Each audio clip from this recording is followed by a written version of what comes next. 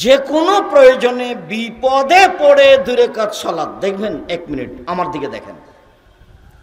দাখালা ইব্রাহিম কারিয়াতান বিসারাতা, ইব্রাহিম আলাইহিস সালাম তার স্ত্রী সারাকে নিয়ে এক গ্রামে ঢুকলেন। ওয়াফিহা জাব্বারুন মিনাল জাবাবেরা, সেই গ্রামে ছিল স্বৈরাচারী শাসক। ফাকিলা লাহু দাখালা ইব্রাহিম মাহু ইমরা হিয়া আহসানু মিনান নিসায়ে, স্বৈরাচারী শাসক, আপনার এলাকায় একটা লোক ঢুকেছে যার নাম ইব্রাহিম, তার সাথে একজন মহিলা রয়েছে, সে সবচেয়ে সুন্দরী।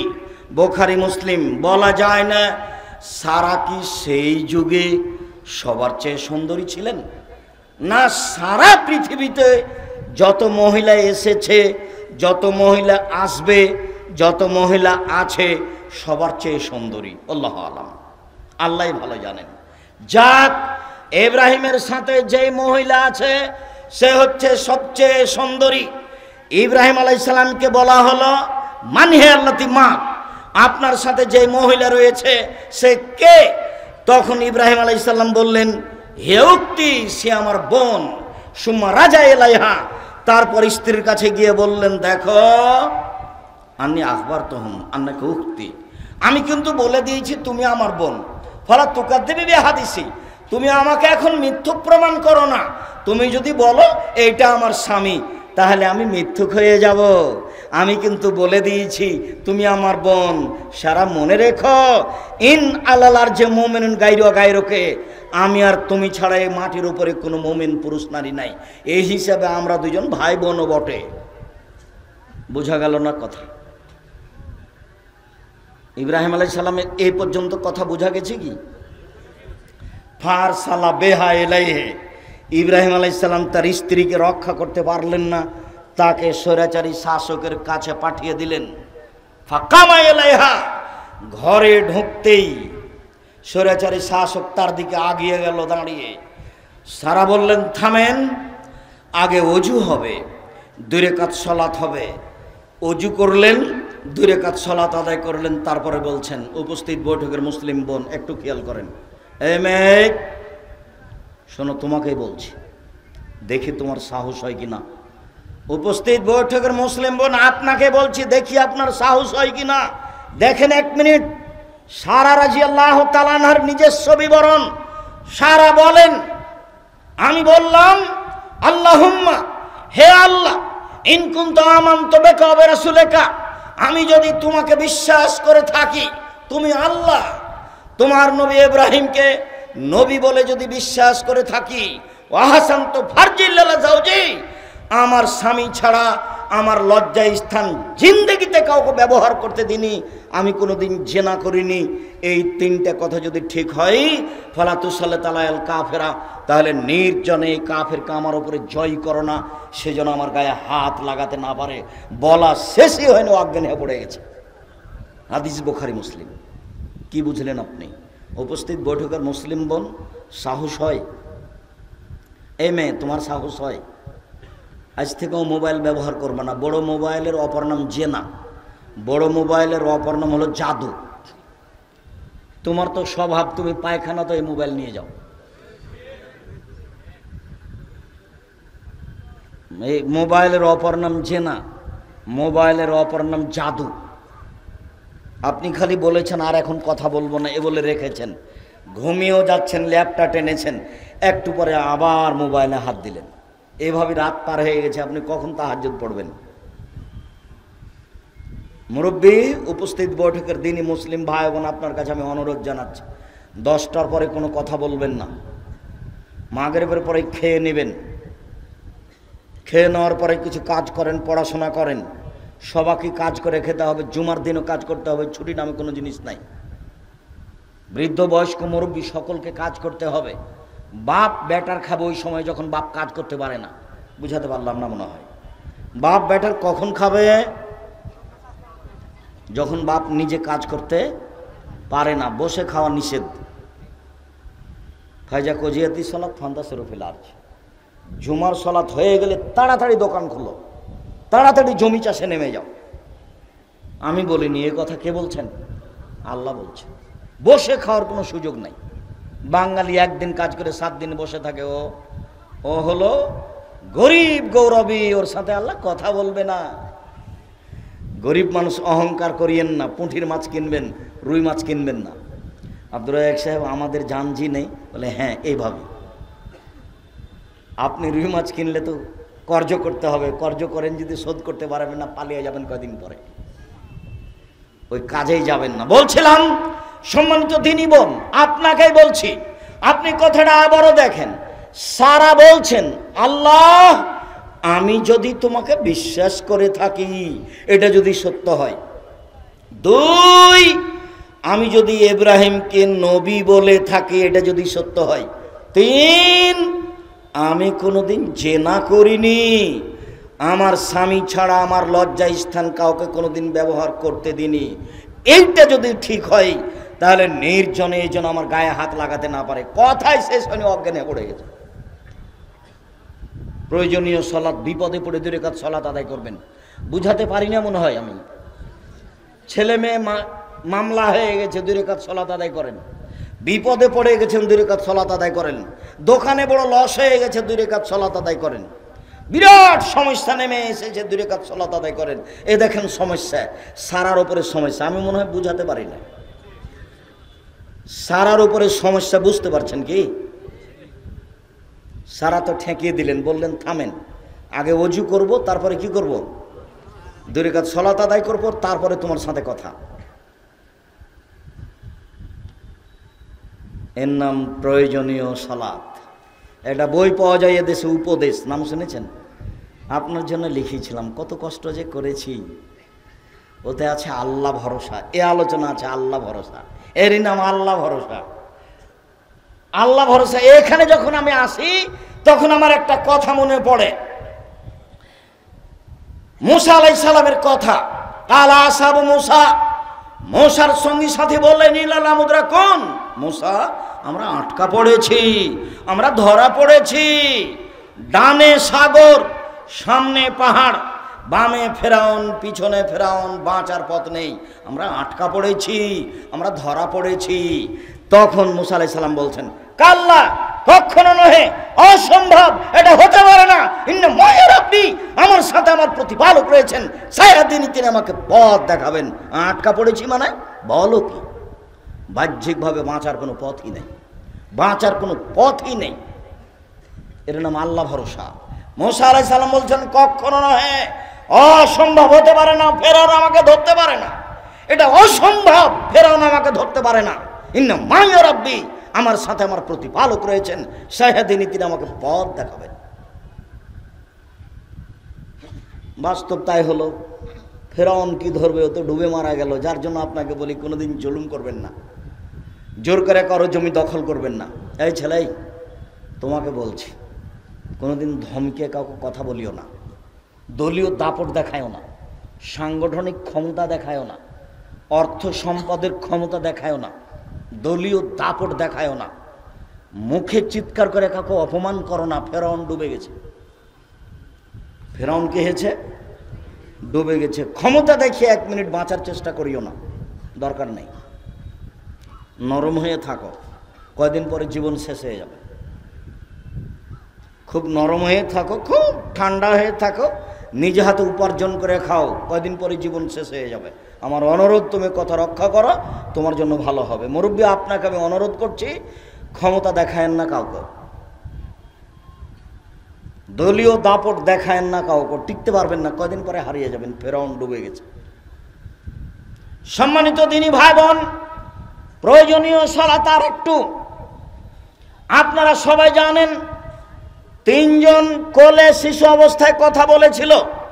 তার মধ্যে একজন ঈসা আলাইহিস সালাম কথা বলেছিলেন, আর একজন জোরাইজের সাথে ঘটনা। জোরাইজ গির্জাঘরে ইবাদত করতো। ফাজাত উম্মুহু, তার মা তার কাছে আসলো। ফাদাতু, তার মা তাকে ডাকলো। জোরাইজ বলল উসাল্লি উজিবুহা, আমি আমার মায়ের ডাকে সাড়া দিব না আমি সলাত আদায় করব? আমার মা যে এখন ডাকছে, তো আমার মায়ের ডাকে সাড়া দিব না আমি সলাত আদায় করব? ভাবতে ভাবতে একটু দেরি হয়ে গেছে। তখন তার মা বলছে আল্লাহুম্মা লা তুমিতহু হাত্তা তুরিহু ওয়াজুহাল মুমিসাত, আল্লাহ তুমি জোরাইজের মরণ দিও না পতিতালয়ের মহিলার মুখ দেখা পর্যন্ত। আল্লাহ তুমি জোরাইজের মরণ দিও না, পতিতালয়ের মহিলার মুখ দেখা পর্যন্ত। আল্লাহ তুমি জোরায়েজের মরণ দিও না পতিতালয়ের মহিলার মুখ দেখা পর্যন্ত।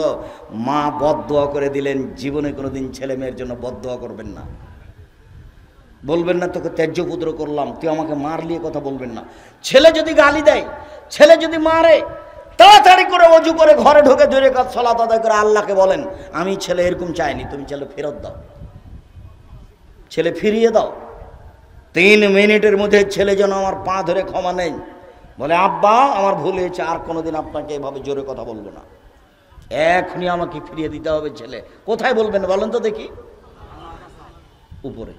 কোনোদিন ছেলেকে বলবেন না তোকে ত্যায্য পুত্র করলাম, তোকে বাড়ি থেকে বের করে দিলাম, তোকে জমি দিব না, তুই উমুক, তুই তমুক, এগুলো কিছু বলবেন। তুই ধ্বংস হয়ে যা, তুই ছেলে মেয়ে নিয়ে তুই বের হয়ে যা, তোর বউ নিয়ে তুই চলে যা, এভাবে বলিয়েন না ছেলেকে কখনো। এ দেখেন পরিস্থিতি খুব কঠিন। তার রাজাদুল্লাহ একটা মহিলা চলে আসলো, ফাতাকাল্লামাথু, তার সাথে জেনার কথা বললো। বাবা জোরায়েজ নাকচ করে দিলেন, ছি ছি ছি ছি ছি, বলো কি তুমি? ফাতাতির রাইয়া, মহিলা একটা রাখালের কাছে আসলো, গরু ছাগলের রাখাল।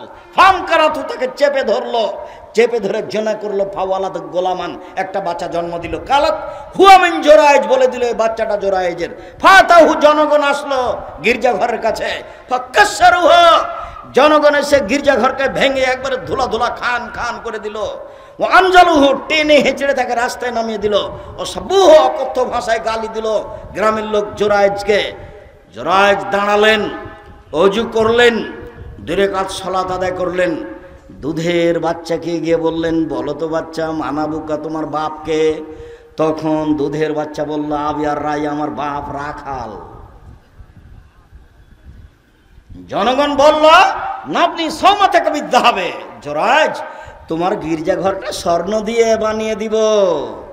জোরায়েজ বলে, লা ইল্লা বিদ্দিন, জি না, স্বর্ণ দিয়ে বানাতে হবে না, মাটি দিয়ে বানাতে হবে, যাহাই ছিল তাহাই করিতে হইবে। মুসলিম, হাজার হাজার বছর আগের ঘটনা।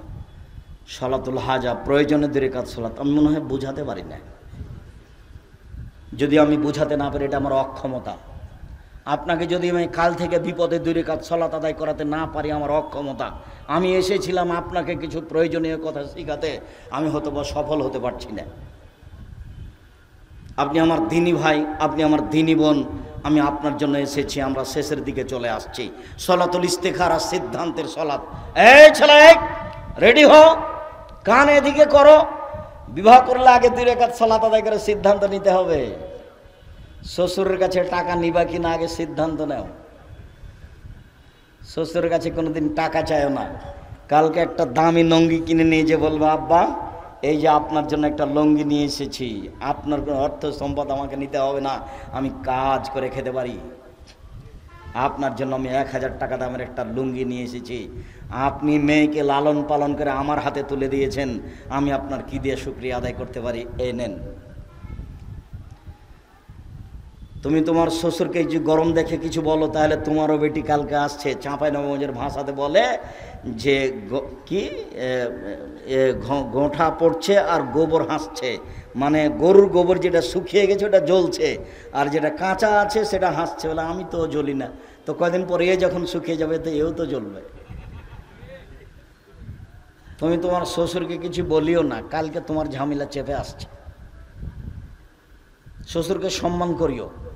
আগামীকাল সন্ধ্যা হতে হতে যৌতুক ফেরত দিতে হবে। তুমি এই কথা বলিও না যে আমার শ্বশুর আমাকে খুশি হয়ে মোটরসাইকেল দিয়েছে। মোটরসাইকেলটা তোমার শ্বশুর ফকিরকে দিতে পারে না।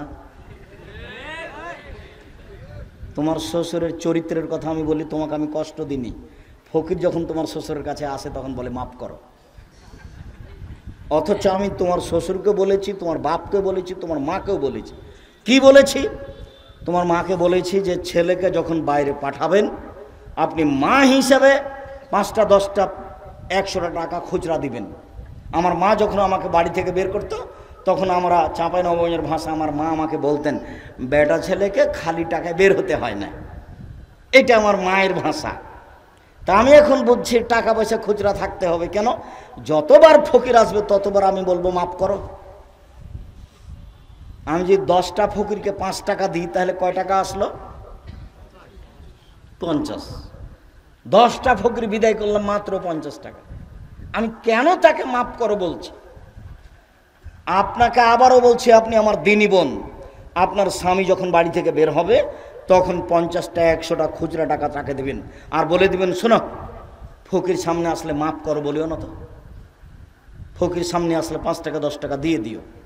খালি কোন অভ্যাস শিখেছে ওটা মাফ করা, মাফ করে এটা বলবো না।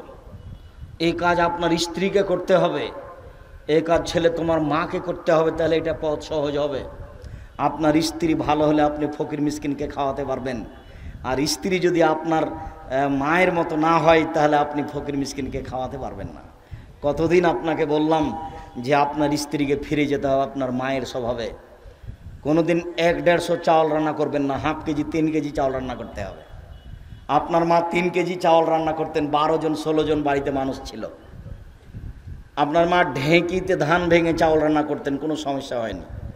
আর আপনার স্ত্রী যেখানে ভাত রান্না করে সেখানে গ্যাসের চুলা আছে, ফ্রিজে সব তরকারি আছে। এরপরে আমি রাত 12টার সময়তে তোমার বাসায় গেছি, আমি সাথে নিয়ে গেছো আমাকে, দিয়ে বলছো, খালেদা উঠো তো, একটু তরকারি গরম করতে হবে। নাক সিট কিনে দাও। হ্যাঁ, তুমি বাজার থেকে খাওয়াই নিয়ে আসনি? এই কণ্ঠটা তোমার মা শুনে নিয়েছে। তখন তোমার মা তাড়াহুড়া করে উঠে এসে বলছে, থাক বেটা, থাক বেটা, বৌমা ঘুমিয়ে থেকে, আমি তরকারি গরম করে দিচ্ছি, তুমি মানুষকে বসতে বললো, খেতে দাও। এখন আপনার মায়ের বয়স 80 বছর, এটা আপনার মা এখনো পারে। আমার কথাটাকে আপনি একটু বাস্তব মিলিয়ে দেখেন। স্ত্রীকে এই পথে ফিরে যেতে হবে, জান্নাত সহজ নয়। ফকিরকে খেতে দিয়ে জান্নাত কিনবো ইনশাআল্লাহ, ফকিরকে ভিক্ষা দিয়ে জান্নাত কিনবো ইনশাআল্লাহ। ফকিরকে, অসহায় মানুষকে ভিক্ষা দিয়ে জান্নাত কিনবো ইনশাআল্লাহ। ফকির মিসকিনকে সাহায্য করে জান্নাত কিনবো ইনশাআল্লাহ। যে কথা আল্লাহ বলেন, যে কথা নবী বলেন, অতএব আপনি কথা মূল্যায়ন করার চেষ্টা করুন। এই ছেলে মুরব্বী, আপনাকে বলছি, আপনি আমার দিনী ভাই, জমি কিনবেন কিনা সিদ্ধান্ত নেন। রাসূল সাল্লাল্লাহু আলাইহি সাল্লাম সিদ্ধান্তের সলাতের কথা শিখাতেন। কামা আল্লামনা সূরাতা মিনাল কোরআনে, যেমন ভাবে তিনি আমাদেরকে কোরআন মাজিদের সূরা শিখাতেন। তিনি বলছেন, ইযা হাম্মা আহাদুকুম বিল আমরি, যখন তোমাদের কোনো ব্যক্তি কোনো কাজের সিদ্ধান্ত নেবে, ফালিসালিক রাকাতাইন বেগাইরিল ফারিজা, তাহলে সে যেন 2 রাকাত সালাত আদায় করে, ফরজ সালাত নয়। 2 রাকাত সালাত আদায় করার পরে সে বলবে, আল্লাহুম্মা ইন্নী আস্তাগফিরুকা বিইলমিকা ওয়া আস্তাগদিরুকা বিকুদরাতিকা, আল্লাহ, আমি তোমার জ্ঞানের মাধ্যমে আমি এই কাজের কল্যাণ চাচ্ছি, তোমার ক্ষমতার মাধ্যমে আমি এই কাজের ক্ষমতা চাচ্ছি। আল্লাহুম্মা ইন্নী আস্তাগফিরুকা বিইলমিকা ওয়া আস্তাগদিরুকা বিকুদরাতিকা ওয়া আসআলুকা মিন ফাজলিকাল আযীম, তোমার আমি বড় অনুগ্রহ চাচ্ছি। ইন্নাকা তাকদিরু ওয়ালা আকদিরু, তুমি তো পারো, আমি তো পারি না। আতালামু ওয়ালা আলামু, তুমি তো জানো, আমি তো জানি না। আনতা আল্লামুল গায়ুব, তুমি সব জানো। আল্লাহুম্মা, হে আল্লাহ, ইন কুনতা তাআলামু হাযাল আমরা খায়রুল ফি দীনি ওয়া মাসি ওয়া আকিবাতি আমরি, হে আল্লাহ, তুমি যদি মনে করো এই মেয়েটাকে বিবাহ করো, এই জমি কিনা আমার জন্য ভালো হবে, আমার জীবনের জন্য ভালো হবে, আমার পরকালের জন্য ভালো হবে, ফাকদিরুলি, তাহলে আমাকে কাজে সক্ষম করো, ওয়াসরুলি, এটা সহজ করে দাও, সুমা বারিকলি ফিহে, তো তুমি বরকত দাও। আইন কুনতা তাআলাম, আর তুমি যদি মনে করো আন্না হাযাল আমরা শারুল ফি দীনি ওয়া মাসি ওয়া আকিবাতি আমরি, এই কাজটা আমার জন্য ভালো নয়, এই মেয়েটা আমার জন্য ভালো হবে না, আমার জীবনের জন্য ভালো হবে না, আমার পরকালের জন্য ভালো হবে না, ফাসরিফু আন্নি ওয়াসরিফু আনহু, তাহলে তুমি একে আমার থেকে সরিয়ে দাও, আর ওর থেকে আমাকে সরিয়ে দাও, দুইটাকেই সরতে হবে। ওইটা সরে গেছে কিন্তু তুমি সরনি, তখন খালি তুমি একে ওকে বলছো, ভাইজান মেয়েটাকে তো প্রস্তাব দিয়েছিলাম কিন্তু ওর বাপ তো নাকচ করে দিল, আপনি একটু বলবেন ভাইজান, আপনি তো বড় মানুষ, আমার পক্ষ থেকে একটু বলেন না। একে বলে, ওকে বলে, ও তো সরে গেছে কিন্তু তুমি সরনি। তুমি 6 মাস বছর পরে দেখা গেল বিবাহ হলোই না, ও তখন মেয়ের বাপ বলছে, আরে তো নাই করেছি, সেটা না তোমরা এত ঘন ঘন আসো কেন? যার জন্য দুইটাকেই সরতে হবে। সম্মানিত দিনী ভাই বোন, কি সালাত? সালাতুত তাসবিহ হাদিস ঠিক নয়, পড়তে হবে না। সালাতুত তাসবিহ হাদিস ঠিক নয়, পড়তে হবে না। সম্মানিত দিনী ভাই বোন, আমি আলোচনার শেষে বলছি, এই ছেলে, তোমরা তো ব্যস্ততা লাগলো কেন? কোনো হাইকোর্ট জজ গোজা আছে নাকি? ধীর স্থির যেভাবে বসে থাকো, দেখতে আমাকে খুব ভালো লাগছিল। খুব সুন্দর হয়ে বসে আমার দিকে চেয়ে আছো। আপনি আমার দিনী ভাই, আমরা আলোচনার শেষে চলে এসেছি। আপনার বসে থাকাতে আমি খুব খুশি আছি। অতএব শেষ পর্যন্ত শেষ কথাটা বলার সুযোগ দিবেন। সেটা হলো এই যে যে আলোচনা করলাম সেটা আমল করার চেষ্টা করতে হবে। মানুষের জীবনে সবচেয়ে জরুরি কাজ 5 ওয়াক্ত সালাত, সেটা আজ থেকে চালু করতে হবে। মানুষের জীবনে দ্বিতীয় জরুরি কাজ হলো হালাল রুজি, রুজি হারামটা বন্ধ করতে হবে। মানুষের জীবনে তৃতীয় জরুরি কাজ কোরআন তেলাওয়াত করা, কোরআন পড়তে হবে শেষ পর্যন্ত ইখলাস। ইখলাস বুঝো? কুল আল্লাহু আহাদ। মানুষের জীবনে 4 নাম্বার জরুরি কাজ, কোনোদিন আড্ডা পিটতে হবে না। আর দোকানে যেখানে 2 জন বসে আছে ওখানে বসতে হবে না। দোকানে ল্যাংটা মেয়ে নাচে এরা বসে আছে, তুমি আর কোনোদিন বসবা না। আড্ডা পিটলে বদনামে জড়িয়ে যাবা, পরকাল হারিয়ে যাবে, তাহাজ্জুদ কুলাবে না। এই 4টে জিনিস থাকলো। আর যেই 9 ধরনের সলাতের কথা বললাম, জীবনে 9 ধরনের সলাতকে বাস্তবায়ন করার প্রাণপণে চেষ্টা করতে হবে। এরপরে জামিয়া সালাফিয়ার জন্য আন্তরিকভাবে দোয়া করতে হবে। আমার মনে বড় স্বাদ, আমি এদেশের মাটিতে উন্নত মানের প্রতিষ্ঠান গড়বই ইনশাআল্লাহ। ময়মনসিংহ কিছু জমি রেজিস্ট্রি হয়েছে, ময়মনসিংহ জেলাতেও জামিয়া সালাফে গড়ব ইনশাআল্লাহ। সেই অপেক্ষায় রয়েছি। আমি আপনার কাছে দুয়ার দরখাস্ত রেখেছি, খালি মুখে বলবেন আল্লাহ তুমি জামিয়া সালাফে কবুল করো। আমার মনে বড় স্বাদ, আমি এই দেশের মাটিতে উন্নত মানের প্রতিষ্ঠান গড়বই ইনশাআল্লাহ। যেখানে ছেলেমেয়েরা বাংলা, ইংরেজি, আরবি উন্নত মানের শিক্ষা অর্জন করে জাতির অন্যায়ের বিরুদ্ধে লড়বে, মুখে কলমে মিডিয়ায়। মুখে বলছি, কলমে আল মাসিকা লিতেসাম পত্রিকা কেউ খালি যাবেন না। 20, 25, 30 টাকা দিয়ে একটা পত্রিকা ছেড়ে যাবেন না। একটু দেখেন, 12 জন মুফতি ফতোয়া লিখে, 12 জন। কলম যেটা সেটাকে মূল্যায়ন করেন, সেটা যেই বই হোক, আদর্শ পরিবার হোক, আদর্শ নারী হোক। আপনারা আব্দুল্লাহকে ভালোবাসেন, মিন্নাতুল বারি বুখারীর আব্দুল্লাহর বই পড়েন, আমি না করিনি, আব্দুল্লাহর বই পড়েন। তবে আরও যত বই আছে সেগুলো সংগ্রহ করতে হবে আপনাকেই। আজকের আলোচনা উপদেশ বইয়ে আছে, আপনাকে এগুলো সংগ্রহ করতে হবে। এরপরে আমি খাকসার সাধারণ মানুষ আপনার জন্য দোয়া করি, আল্লাহ যেন আপনাকে হেফাজতে রাখেন, ইমানের ওপরে রাখেন। আল্লাহ আমাদের যারা মারা গেছে তুমি তাদের কবরের শাস্তি মাফ করো। আল্লাহ যারা আমরা অসুস্থ তুমি তাদের আরোগ্য দান করো। আমরা যারা বেঁচে আছি তুমি তাদেরকে তোমার রাসূলের পদ্ধতি অনুযায়ী চলার তৌফিক দান করো। আমাদের এই দাবি, এই দাওয়া, এই দোয়া তুমি কবুল করো। আজকের আলোচনা অনুযায়ী আমল করার তৌফিক দান করো। তুমি আমাদের এই দাবি কবুল করো। তোমার দরবারে জোরালো দাবি রেখে আজকের আলোচনা এখানেই শেষ করলাম। সুবহানাকা আল্লাহুম্মা ওয়া বিহামদিকা আশহাদু আল্লা ইলাহা ইল্লা আনতা আস্তাগফিরুকা ওয়া আতুবু ইলাইক। সবাই আসবেন, কেউ খালি যাবেন না। টাকা না থাকলে আল ইতিসাম পত্রিকা একটা হাতে করে যাবেন, 20-25 টাকা দিয়ে, 30 টাকা দিয়ে। কোনো সময় মনটা খাটো করবেন না। আমি এই দিয়ে বুঝতে পারবো আপনার ভালোবাসা। দেখেন সভাপতি সাহেব, উত্তর দেওয়ার জন্য হিতে বিপরীত না হয়, যেটা আমি চাই না। জি,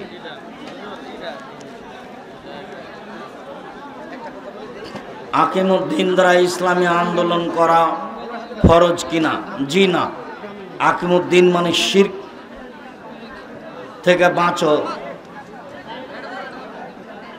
দল করে নেতা নির্বাচন করা নয়, তুমি ভুল বুঝেছ। তুমি যেটা বুঝেছ পৃথিবীর কোনো বিদ্বান সেটা করেনি। 4 মাযহাব সত্যের উপর প্রতিষ্ঠিত কিনা, এই কথার উত্তর তোমাকে দিতে হবে। আল্লাহ এবং আল্লাহ রাসূলের পথই সত্য, তুমি রাসূলের পথ বাছাই করো। আপনার কাছে জানতে চাই, আহলে হাদিস, আহলে কোরআন, সালাফি, হিজবুত তাওহীদ কারা? হিজবুত তাওহীদ নয়, সালাফি নয়। কোরআন এবং সহিহ হাদিস মানে যারা, তারাই সালাফি, তারাই আহলে হাদিস। আপনিও আহলে হাদিস। ইমাম আবু হানিফা রাহিমাহুল্লাহ আহলে হাদিস, সে যেই হোক না কেন, যেখানেই হোক না কেন, তুমি ভুল বুঝেছ, আমি কোনোদিন ভুল বুঝিনি। মসজিদ জুমার আজান কোথায়? দরজায়। দরজায় জুমার আজান দিতে হবে, এই আবু দাউদের হাদিস জয়ীফ। বাইরের ফাঁকা জায়গায়, উঁচু জায়গা থেকে আজান দিবে, এটাই সুন্নাত। সম্ভব না হলে যেখানে সহজ হয় আজান দিবে। দিবস পালন করা বিদআত। বিবাহের গেট সাজানো যাবে কি? জি না। শ্বশুরকে আব্বা ডাকা যাবে কি? যাবে। শ্বশুরকে আব্বা বলে ওকে বাপ স্বীকৃতি দিনি, আমি আব্বা বলছি, কিন্তু আমাকে যদি কেউ বলে যে তোমার বাপের নাম কি, তা আমি কি শ্বশুরের নাম বলবো? ওটা স্বীকৃতি দেওয়া হারাম। সম্মান দিয়া শাশুড়িকে আম্মা বলো, সম্মান দিয়া শ্বশুরকে আব্বা বলো, এটাই ঠিক আছে।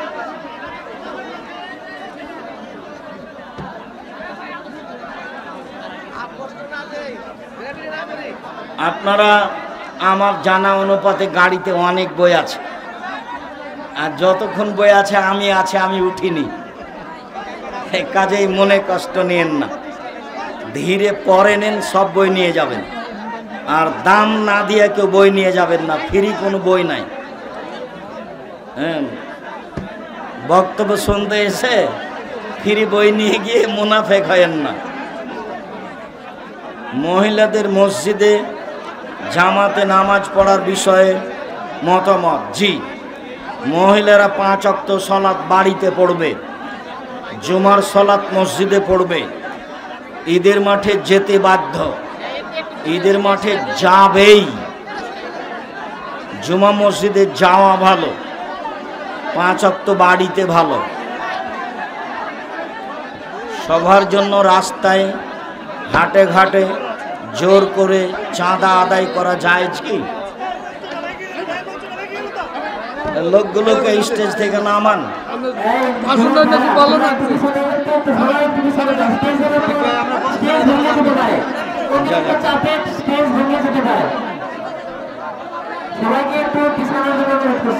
এইদিকে এখানে লোকগুলো স্টেজ থেকে নামান, লোকগুলো স্টেজ থেকে নামান। এই ছেলেরা, তোমরা স্টেজ থেকে নামো, আমি তো এখানে আছি। বই হারিয়ে গেলে ওই ছেলেটা কোথায়? ওই রামাজান ছেলেটা কই? এই রামাজানের জিম্মেদারি আপনার কাছে বই পৌঁছে দেওয়া, পত্রিকায় পৌঁছে দেওয়া। এই ছেলেটা আল ইতিসাম পত্রিকার এজেন্ট, আপনাকে ওর থেকে ইতিসাম পত্রিকা প্রতি মাসে নিতে হবে, আপনাকে এজেন্ট হতে হবে। আমি কত জীবন বাজি রেখে চেষ্টা চালিয়ে কাজ করছি। ঈদের আগের দিন ঈদের নামাজ পড়া যাবে? জি না, ঈদের আগের দিন ঈদের নামাজ পড়া যাবে না। সারাদিন পৃথিবীতে একদিনে ঈদ হবে, এ কথা ঠিক নয়। নামাজে যারা সূরা ফাতিহা পাঠ করে না, মুহাম্মদ সাল্লাল্লাহু আলাইহি সাল্লাম বলেছেন সূরা ফাতিহা পাঠ না করলে সালাত হয় না। এটা আল্লাহর নবী বলেছেন, আপনার আমল আপনার কাছে। তাবলিগ জামাতে যারা যায় তারা দিন প্রচার করে, টাকা নেয় না, কিন্তু বক্তারা দিন প্রচার করে টাকা নেয়। তাবলিগ জামাতকে কোনোদিনের ইতিহাস পড়েছো? তুমি জিজ্ঞাসা করলে কেন? ওরা কি ফেরেশতা? লন্ডন চলে যায় ফ্রি, লন্ডন চলতে টাকা লাগে না, শুধু নিজের পকেট থেকে। তুমি ভালো করে তলিয়ে দেখো। এই ছেলে, যেখানে সম্মেলন হয় সেখানে দেখিও বাটা সৌজন্যে কত কি সৌজন্য লেখা আছে। তোমার মাথায় কিছু আছে?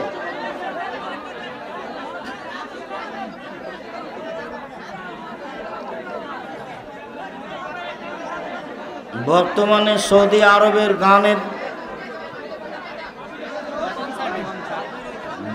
গানের কনসার্টে বাংলাদেশের শিল্পীদের দেখা যাচ্ছে। যেতেও পারে কিয়ামতের লক্ষণ। তাই বলে কি তুমি বলতে চাচ্ছ জায়েজ? হারাম, কিয়ামত পর্যন্ত হারাম। কাবা ঘরের মানুষ কয়দিন আগে দাঁড়াচ্ছিল সলাতে 3 ফুট পর পর। আমি তো আব্দুর রাজ্জাক বিন ইউসুফ বলেছি কিয়ামত পর্যন্ত আর যদি মানুষ পায়ে পা মিলিয়ে না দাঁড়ায় তবে এর বৈধতা হবে না।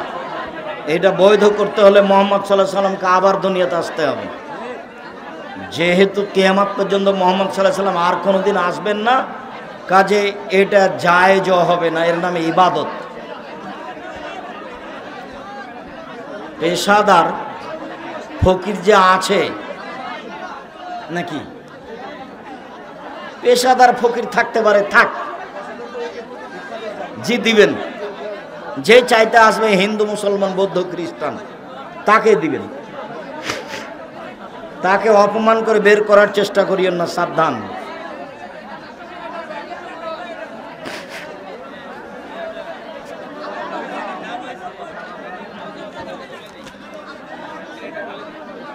শায়েখ, আপনার কাছে জিজ্ঞাসা বলা হয় যে সালাতুল হাজাত নামাজ জীবনের একবার হলেও পড়তে হয়।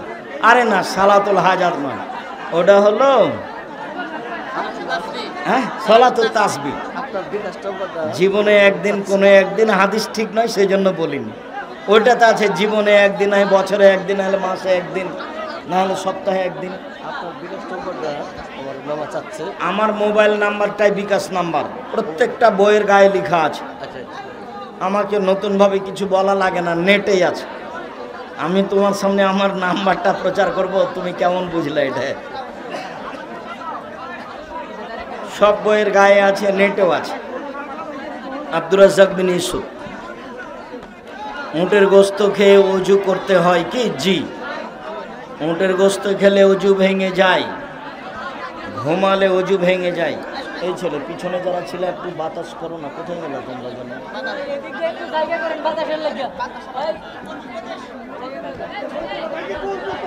পেশাব করলে ওযু ভেঙে যায়, পায়খানা করলে ওযু ভেঙে যায়, ঘুমালে ওযু ভেঙে যায়, বাচ্চা দুধ খেলে ওযু ভাঙে না, নখ কাটলে ওযু ভাঙে না, কাপড় পরিবর্তন করলে ওযু ভাঙে না, মাথা থেকে কাপড় পড়ে গেলে ওযু ভাঙে না।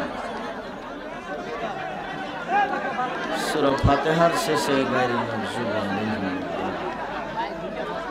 বেতের সালাতের 3/1 রেখাত। জি, 3 রেখাত, 1 রেখাত, 5 রেখাত, একটা না, সব একটা না। 1 রেখাত, 3 রেখাত, 5 রেখাত, সবই সহিহ হাদিস। কারোর প্রতি রাগ করবেন না। রুকু পেলে রাকাত পূর্ণ হয় কি? জি। সূরা ফাতিহা হয়নি যে, রুকু ফাতিহার জায়গা নয়, এই জন্য রুকু রাকাতে কথা আল্লাহর নবী বলেছেন, এই জন্য না, ওইরকম মুখের কথার উত্তর হবে না। যারা আমিন মনে মনে বলে তাদের কি নামাজ হয় না? জিজ্ঞাসা কেন? আপনি কি বিরক্ত করতে চাচ্ছেন? হয় না হয় আপনিও জানেন। মনের ভিতরে কথা রেখে আমাকে জিজ্ঞাসা করে পরিবেশ নষ্ট করো না। তুমি ভালো বুঝো, হাদিস পড়ো, অনুবাদ করো, আমল করার চেষ্টা করো, ভালো হবে।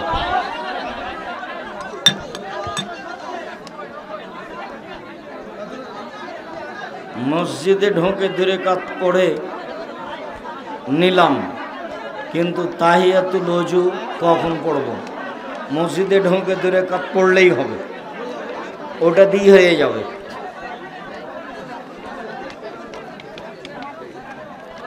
সবার জন্য রাস্তায় হাটে ঘাটে জোর করে চাঁদা আদায় করা, এই পদ্ধতি চলবে না। সবার জন্য ওই সব পদ্ধতি চলবে না।